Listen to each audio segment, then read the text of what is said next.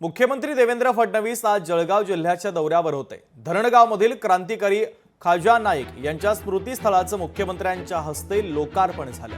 या लोकार्पण सोहळ्याच्या पार्श्वभूमीवर धरणगावात मुख्यमंत्र्यांची सभा पार पडली।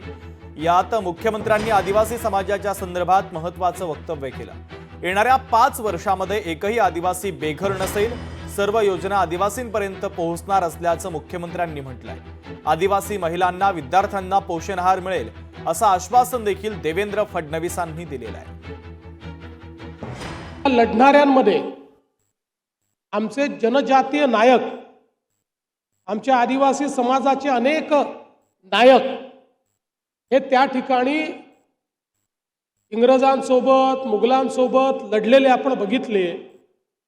पण दुर्दैवाने इतिहासाने त्यांच्यावर अन्याय केला आणि त्यांचा इतिहास हा आपल्यापर्यंत पोचूच दिला नाही।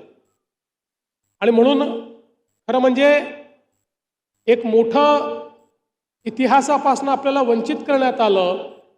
आणि दुर्दैवाने स्वतंत्र भारतातही या नायकांवर मोठ्या प्रमाणात अन्याय झालेला आपण बघितला। लोकशाही मराठी ऐका, पहा, जागरूक रहा।